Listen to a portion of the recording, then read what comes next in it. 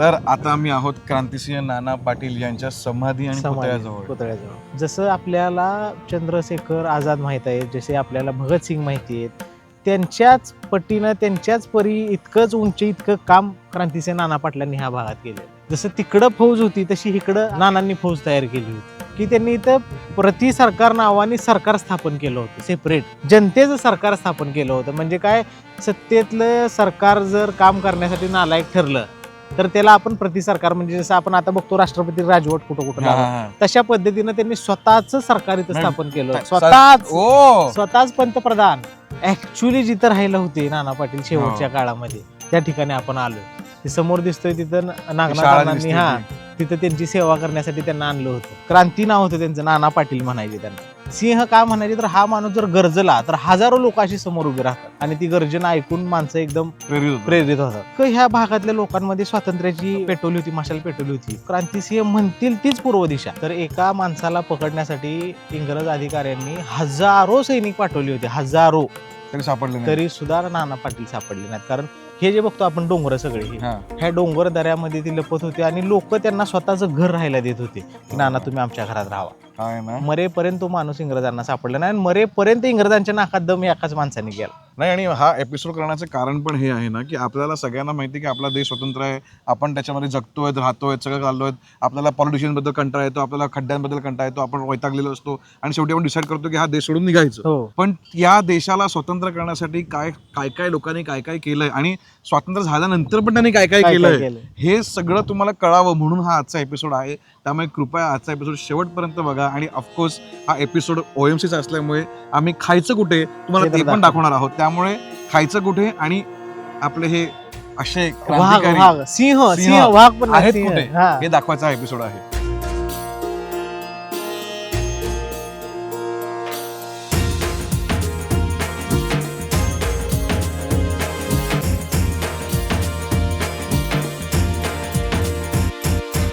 दरवेळी संकेतदादा मला खायला फिरवतात, मटण कुठे कुठे आणि बाप ठिकाणी फिरवतात.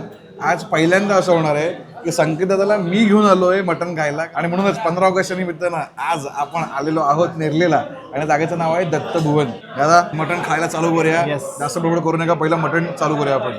मेन भाकरी बघा, या भाकऱ्या एक नंबर आहे. आता रिव्ह्यू आहे ना अख्खा संकेतदादा देणार की त्यांना काय वाटलं, काय आवडलं, काय नाही आवडलं. कारण माझी फेवरेट थाळी आहे. कारण इकडे सगळं घरगुती, बायका प्रॉपर भाकऱ्या बनवतात, एकदम चुलील जेवण बनतं, मला आवडतं. आता ओव्हर टू यू संकेतदादा. मी होतं हे करतो, माझी आवडती गोष्ट.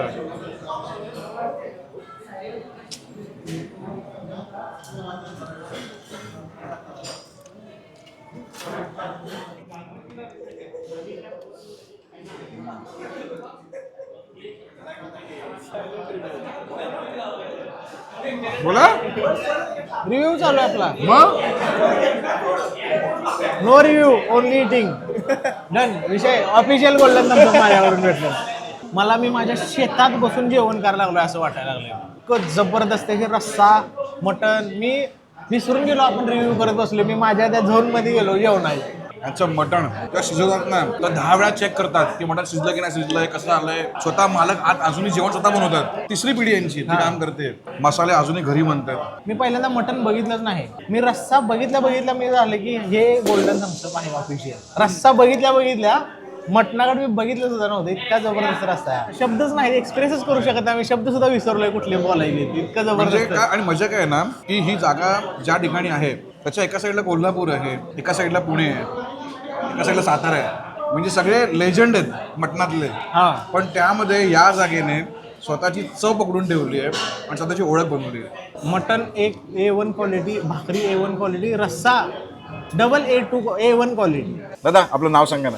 माझं नाव प्रमोद कदम आणि हे श्री दत्त भुवनचे सर्व आहेत. दादा किती वर्ष करताय आपण हे? 1982 पासून आहे आमचं हॉटेल. 1982, माझ्या जन्माच्या आधीपासून चाललंय हे. खूप वर्ष करतात दादा. कोणी चालू केलं पहिलं? वडिलांनी चालू केलं. आणि कसं याच घरात होतं? कसं त्याच जागे होते, कौलारू घर होतं. आता 2008 नंतर रिनोव्हेशन झालं. आणि तू राहायला वरतीच होत काय? राहायला वरती. म्हणजे विचार कर, मालक ह्याच्याच वरती राहतात. जेव्हा इथे पॅक्ड होतं ना तेव्हा लोकांना वरती पण देतात खायला. मी बघितलंय ना कधी कधी. दादा आता बोला. आम्ही दादाची पप्पी घेतो कारण मी खाल्लेल्या मटण थाळ्यांमधली वन ऑफ द बेस्ट मटण थाळी. संकेत दादा म्हणतायत हे. असा योग आला मला अमय दादा म्हणले की आपण एक टॉप 5 मटण थाळ्या करूयात आपण खाल्लेल्या, तर त्यातली ही थाळी झालेली. अरे वा, चला आय एम हॅपी की मी पहिली सजेस्ट केली आणि मला पण सजेस्ट केलेली ग्रीष्माने. तर शाउट आउट टू ग्रीष्मा, ज्याची लडाखला बसली आहे, तिच्यामुळे मला हे सांगितली जागा कळली. 2.5 भाकरी खाल्ली रश्यात चुरून. माझं आवडतं ह्याचं आहे तो आहे सूप. संपलं, दाखवायला काय उरलं नाही आता. सूप एक्सपिरियन्स करले तर मला वेगळा म्हणजे सूप असं सूप तुम्ही नाहीच पाहिलं नाही कुठे. पिला नाही. म्हणजे पाठी आमचा जो माणूस आहे कॅमेरा पकडून, तो म्हणतोय की जर दर दिवशी सूप मिळालं ना, दर दिवशी तो दर दिवशी एक वाटी सूप पिईल. दर दिवशी जर मला अशी मटण थाळी मिळाली तर मी खाईन Every day. कारण त्रास मला काहीच जाणवत माहित नाही म्हणजे कसलाच तिखट नाही. तिखट असून पण आता या मोमेंटला आफ्टर टेस्ट पण तिखट नाहीये. काहीच नाही, एकदम नॉर्मल. असं वाटतं की जेवलोच नाही.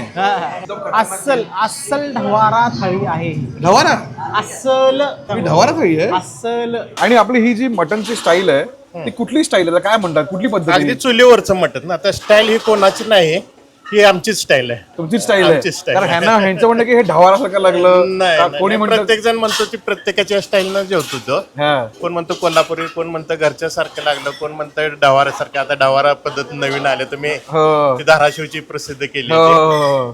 पण असं काय नाही, हे आमच्या पूर्वीपासून आहे ते चालू. आणि मी अजूनही बघितलं की तुम्ही अजूनही जेवण स्वतः बनवता. स्वतः आम्ही बनवतो. आचारी पद्धत पूर्वीपासून वडिलांच्या पासूनच नाही आमच्या. हा. आणि खास करून त्याला शिकवायचं तो कितपत करेल हे सुद्धा आम्हाला माहिती नाही. आपलं म्हणून करेल असं काही मला नाही वाटत. नाही वाटत. नाही वाटत. त्यामुळे बघितलं तुमची आता मुलं पण तुमची इन्व्हॉल्व हो, आहे. इन्व्हॉल्व झाले. सगळे म्हणजे आता पूर्ण फॅमिली बिझनेस मोठ्याच्या मोठा झालेला आहे. चालाय बऱ्यापैकी. मला तर खूप खूप आवडते, जागाच मला आवडते. मी आता माझ्या जवळपास 3ऱ्या-4थ्यांदा मी इकडे खायला येतोय आणि एव्हरी टाइम मी खातो असं होतं की अरे यार काय खातोय यार. आणि त्यामुळे माझ्याकडनं पण ऑलरेडी दिलेला पण परत एकदा येतोय ऑफिशियल गोल्ड ऑन थम्सअप. तुम्हाला इथे यावं लागेल, हे ट्राय करावं लागेल आणि मला सांगावं लागेल तुम्हाला कसं वाटलं. माझ्याकडून तर हायली रेकमेंडेड आहे ही थाळी. संकेताला म्हणतात ना मटन प्रेमी सर्वात जास्त.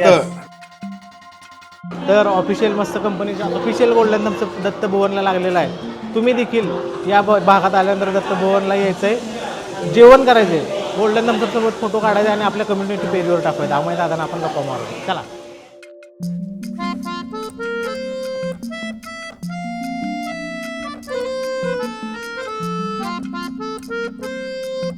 अरे वा वा वा बघा, अण्णांची कशी कटिंग दाढी यांनी केली. अरे. 71 ते 76 6 वर्ष सेवा करायला लावले मी भाग्यवान. माझं काम करत असताना फक्त त्यांनी मला एक माहिती सांगितली होती की कारागीर माझं रोज रुपयाप्रमाणे पगार घेणार असलास तर दाढी करायची. काय म्हणता? 1975 साली मला अण्णासाहेबांनी 30 रुपये दिलेत. ते 30 रुपये 5-5 रुपयाच्या 6 नोटा आपल्या जवळ ठेवली. अजूनही 50 वर्षापूर्वी. भाग्यवान आहे तुमचे हात. हात भाग्यवान, मी पण भाग्यवान, मी नशीबवान म्हणाया. 76 संपले म्हणल्यानंतर त्या मला आयुष्य भरपूर मिळाले. अरे तुमच्या हाताला हात लावला पाहिजे एकदा दादा. नाही, या हाताने त्यांना स्पर्श केलेला आहे. क्रांतिसिंहासारखा माणूस ह्या लोकांच्या सेवेसाठीच इथं उभा होता. खरं. पत्री सरकार काय म्हणतो तुम्हाला सांगतो अजून. तर जर इंग्रज अधिकाऱ्याला कोणी फितूर झाला, त्यांनी सहकाऱ्यांबद्दल कोणी कोणाला खबर दिली इंग्रज अधिकाऱ्याने, बाबा हा इथं लपलाय, तो तिथे लपलाय, तुम्ही बघा जाऊ, तर ते म्हणायचे की त्याचे पाय बांधून त्याला त्या पत्रीच्या काठीनं मारायचे. म्हणून ते पत्री सरकार असं पण त्यांचं नाव पडलं. डेंजर होतं. हा, इतके डेंजर की आता मला सांगा, इथं आता आपण ह्या डोंगराच्या मध्ये उभारलोय. इथून बीड किती लांब आहे? बीड खूप लांब आहे. कमीत कमी 300 ते 350 किलोमीटर. तर 70च्या दशकात इथून जाऊन तिथे नाना पाटील खासदार झाले होते. बाप रे. इथून जाऊन इथली लोक तर बिचारी गरीब लोक होती ना, कोण त्यांच्यासोबत, पण त्यांना पक्षाला त्यांना तिथं खासदार करायचं होतं. कारण तिथल्या लोकांचा त्यांना कुणीतरी असा माणूस पाहिजे होता. तिथं अगोदरचा जो माणूस होता तो 15 वर्ष खासदार होता, सधन होता, पायात चप्पल सुद्धा घालायला नाही, तो माणूस तिथं जाऊन खासदार झाला. इतकी दहशत त्यांची झाली होती की इथून बीडला गेल्यानंतर देखील त्यांनी हजारो शेतकऱ्यांचं कर्ज फेडलं होतं त्यांच्या एका घोषणेनं. त्यांचं असं होतं की फिटलं म्हणा, एवढंच म्हणायचं. फिटलं म्हणा म्हणले की तुम्ही नाना पाटलाचा माणूस झाला. मग सावकारी कसे करायचे, 1 रुपयाला 30-30, 40-40% व्याज घेत होते. पण नाना पाटलाचा माणूस आहे कळले की व्याजासहित मुदलासहित सगळं त्यांनी कर्ज फेडून टाकलं की नाही, नाना पाटलाचा माणूस आहे, आपण काय करू शकत नाही. म्हणजे आता जी ही टीम आपण बघतोय, म्हणजे स्वर्गीय यशवंतराव चव्हाण साहेब असतील, कर्मवीर भाऊराव पाटील असतील, किंवा जे काही ह्या भागातली मोठी मोठी माणसं आहेत, ते सगळी टीम नाना पाटलांची होती. प्रमुख माणूस होता नाना पाटील. मग ह्या लोकांना ह्या दिवशी नाही आठवायचं तर आपण कधी आठवायचं? खरंच आहे.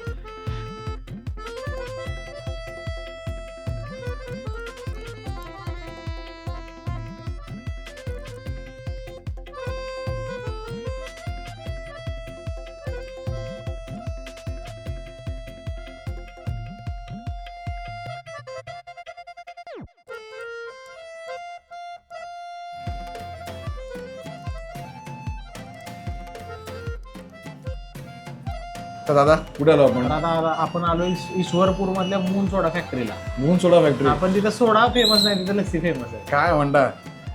अमोल सोडा लस्सी प्या. मस्त. आणि किती वर्ष जुने परत? 48 वर्ष. 48 वर्ष. 50. बाप रे बाप. अशा जुन्या जागी जाऊन मजाच वाटते आपल्याला. तर लस्सी मस्त आम्ही 1/2 गेलेली आहे. पिऊया आपण आता मस्त. वरती ते बदामचा जो क्रश लागला आहे मस्त लागला. आणि मलाही लागली आहे मला प्रॉपर. पण मला लागली. तुम्हाला मलाही लागली नाही? दुधाची चव मस्त आहे. दुधाची चव मेंटेन आहे एकदम गोडवा पण एकदम कॅरमलाइज गोडवा आहे. आणि बदाम वरती टाकलं मस्त वाटलं. आणि चांगला क्वालिटीचं दूध प्यायलाचा आनंद पण आनंद मिळणार. हो, माझ्याकडनं मिळतोय ऑफिशियल डबल थम्सअप. तुमच्याकडनं ट्रिपल देईन मी. ट्रिपल. यांच्याकडनं ऑफिशियल ट्रिपल थम्सअप. का ट्रिपल? एक एक्स्ट्रा का तुमच्याकडनं? 50 वर्ष लेगसी चालू ठेवली त्यांनी. एक थम्सअप माझा त्यासाठी. अरे खरंच हे दिस इज रिअली ट्रू की 48 इयर्स एखादा बिझनेस चालू ठेवणं आणि कन्सिस्टन्सी ठेवून हो. लोकांना त्याची सेवा देत राहणं. म्हणजे 48 इयर्स म्हणजे ऑलमोस्ट इंडिपेंडन्स नंतरच बनते. हो, नंतरच बनले. क्या बात आहे. खरंच तर ना. चला तर आम्ही हे केलेलं आहे. आता बघू पुढे काय करतो.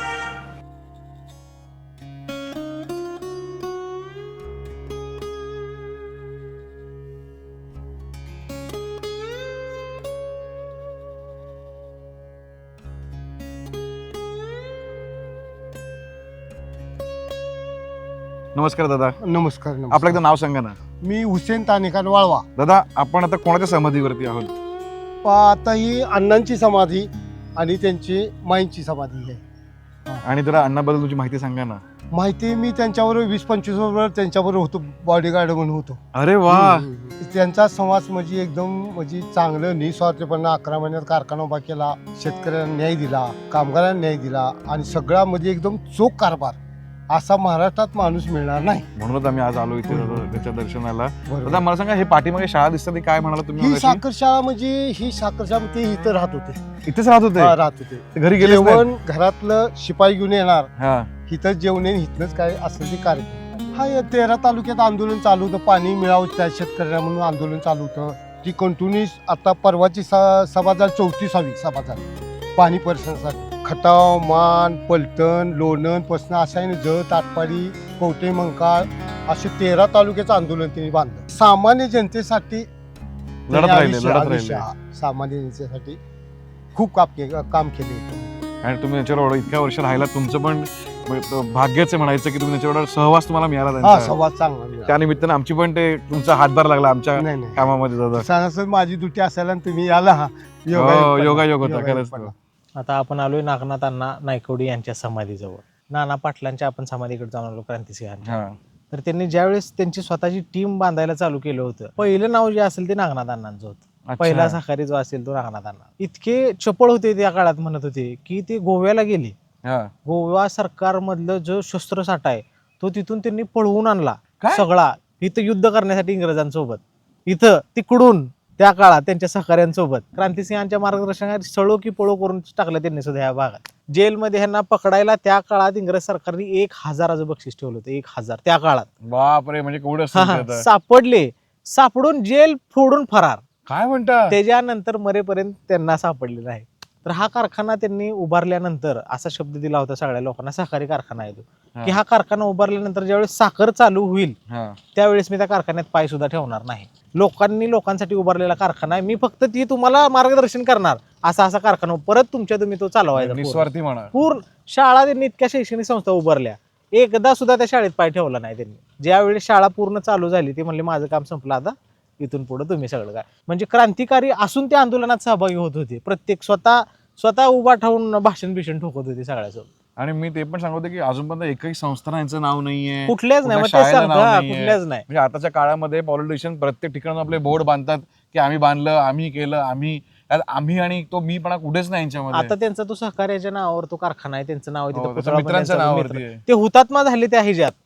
मग मित्राला काहीतरी आपण Tribute दिला पाहिजे. ट्रिब्यूट दिला पाहिजे म्हणून त्यांनी इतका मोठा कारखाना उभा केला. अशी फ्रेंडशिप, अशी मैत्री की आपल्या मित्राचं नाव अमर राहिलं पाहिजे, अमर पुढे राहिलं पाहिजे. कारण ह्या भागातले हे इतके मोठे स्वातंत्र्य सैनिक होते, अक्षरशः राष्ट्रपतींना देखील त्यांना भेटायला यावं लागलं पद्मभूषणच्या वेळेस. म्हणजे 40 वर्ष घरात सुद्धा गेले नाही ते 40 वर्ष इथेच होते. इथंच होते. 2012-13 पर्यंत इथंच राहिलं. ते क्रांतिसिंह पण का सापडले नाहीत ब्रिटिशांना हा. किंवा नागनाथ अण्णा पण, कारण हे आधुनिक काळातले मावळे होते म्हणून या हा. सह्याद्रीच्या दऱ्या खोऱ्यात ते लपायचं. लपायचे, कारण त्यांच्या डीएनए मध्येच होतं ना, हा. मावळेच होते, त्यांना आणि- माहित होतं कुठं लपायचे, कुठून बाहेर पडायचे, त्यांना माहित आणि होती त्यांची सह्याद्री- लँड आहे त्यांना प्रत्येक हा, गोष्ट गल्ली आणि प्रत्येक पूर्ण, पूर्ण, हे पूर्ण. माहिती आहे त्यांना, म्हणजे रस्ता माहिती. इवन बापू बिरो वाटेगावकर नाव ऐकलंय हा. आपण, ते सुद्धा ह्याच भागातले होते. पिक्चर आला होता सयाजी शिंदेनी काढला होता, तांबव्याचा विष्णू बाळ म्हणून, हा.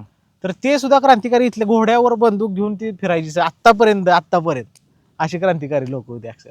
थँक्यू दादा, तुमच्या निमित्ताने आम्हाला पण बघता येतंय आणि आपल्याला OMCच्या निमित्ताने लोकांपर्यंत गोष्टी पोहोचत आहेत. तेच महत्वाचं आहे सगळ्यात. आपल्याला ह्या लोकांनी काय आपल्यासाठी करून ठेवलंय हो. ते आपल्याला दाखवणं, माहिती पण असेल बऱ्याचशा लोकांना, पण ज्यांना माहिती नाही त्यांना आपण आपल्या हो. माध्यमातून दाखवण्याचा प्रयत्न करतोय. अगर तुम्हाला जरी कुठल्या गोष्टी माहित असतील तर तुम्ही आम्हाला नक्की सांगा, Please, आम्ही त्या हो. नक्कीच सगळ्यासमोर आणू. गौरव किरण नायकवडी, क्रांतीवीर नागनाथ अण्णांच्या मोठ्या मुलाचा मुलगा मी. पंजाबवरून त्यांनी सुभाषचंद्र बोस यांच्या सैन्यातले 2 मनसाद सिंग आणि नानक सिंग ही 2 लोकं आणली होती आणि त्यांनी इथल्या सगळ्या शेतकऱ्यांना ते ट्रेनिंग दिलं, रायफल कशी चालवायची. वा. हां. आणि त्यांनी ती फौज तयार झाली. सोनवडे हे ठिकाण आहे, त्या ठिकाणी यांचं ट्रेनिंग चालू होतं. तर ते ट्रेनिंगवर फायरिंग झालं पोलिसांचं. त्या ठिकाणी 2 आमची शहीद लोक झाली. त्या कालावधीत सुद्धा इंग्रजांची रेल्वे लूट असेल, म्हणजे खजिना लूट केली, त्यातून हत्यार आणली, ह्यांना सगळ्यांना जेलमध्ये सुद्धा टाकलं होतं. ते जेल पण ह्यांनी फोडलं. हां, सातारचं जेल फोडून इतकी उंच, जवळजवळ 22-25 फुटाची भिंत होती, उडी मारून त्याच्यावरून आले. बापरे. हां, त्यांचं लग्नसुद्धा 4-5 लोकांच्या मध्ये झालं. मंगलाष्टका नव्हत्या त्यावेळी, हा. कविता म्हणून लग्न झालं. वाव. हां, स्वातंत्र्य मिळाल्यानंतरचं जे काम आहे ते सगळ्या स्वातंत्र्य सैनिकांच्या पेक्षा वेगळं काम यांचं आहे. वसंतदादा आहेत, यशवंतराव चव्हाण आहेत, अण्णासाहेब आहेत. ते म्हणत होते की काँग्रेसमध्ये ये तू, म्हणजे अण्णा मुख्यमंत्रीसुद्धा लगेच झाले असते. तो एक निर्णय त्यांनी काय सांगितलं, त्यांनी सांगितलं तुम्ही सत्तेमध्ये जावा, पक्षामध्ये जावा, मी तुमच्या विरोधात चळवळी करतच आयुष्य घालवणार, शेतकऱ्यांच्या बाजूने मी लढणार. त्यानंतर सहकार म्हणून शिक्षण संस्था काढल्या, त्या शिक्षण संस्थेच्या माध्यमातून कारखाना काढला, जो कारखाना देशामध्ये शेतकऱ्यांना सगळ्यात जास्त दर देणारा आणि ऊसातनं किती पैसे शेतकऱ्याला मिळतात दाखवणारा, दिशा देणारा हुतात्मा कारखाना पहिला होता. ज्या साखर कारखाना काढला त्या साखर कारखान्याचे ते स्वतः सभासद झाले नाही. मला कधीतरी चेअरमन व्हायची अपेक्षा येईल, मी सभासदसुद्धा होणार नाही म्हटले. शर्टात किसा ठेवला नाही, ह्या खिशात पैसे असावेत वाटेल म्हणून किसासुद्धा शर्टाला शिवला नाही. बँकेत अकाउंट काढलं नाही. स्वातंत्र्य मिळाल्यानंतर सगळ्या स्वातंत्र्य सैनिकांना ताम्रपत्र दिली जात होती, पेन्शन दिली जात होती, ते स्वीकारलं नाही. हे मी त्याच्यासाठी केलं नव्हतं किंवा मला कुठल्या प्रूफची गरज नाही, हे मी माझ्या मनानं देशासाठी केलं होतं म्हणून. नानाचं आता असतं तर काय बोलले असते बघून, जे आता कुठे त्यांनी ज्या देशासाठी ते भांडत होते, झगडत होते, त्या देशाचं आता बघून त्यांना काय वाटलं असं तुम्हाला वाटतं? एवढ्यासाठीच आम्ही केलं होतं का हे सगळं, असं वाटलं. शहारे आले रे, मला शपथ सांगतो, त्या लोकांसाठी केलं पाहिजे. आता आपण खरं सांगतो, आता अशी वेळ नाही. म्हणजे आम्हाला हे जेन्युनली हे व्हिडिओ करायचं कारण काय आहे ना, की बाबा या देशाला स्वातंत्र्य करायला ना अशी माणसं घडून गेली आहेत आणि आपल्याला या स्वातंत्र्याचं काय महत्वच नाही आहे. आपण सगळे विचार काय करतो, पैसे कमवूया, पहिला देश सोडूया, बाहेर जाऊया आणि बाहेर राहूया.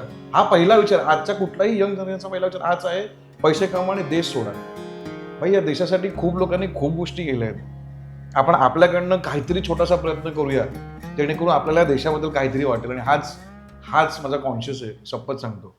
आणि थँक्यू, तुम्ही भेटलात आणि ही तुम्ही जी माहिती दिली आम्हाला कुठे लिहिलेली पण नाही आहे, की तुमच्यासारख्या लोकांकडनंच आम्हाला मिळणार आणि ती आम्ही आमच्या लोकांपर्यंत पास ऑन करणार. हेच कार्य दादा आमचं पण.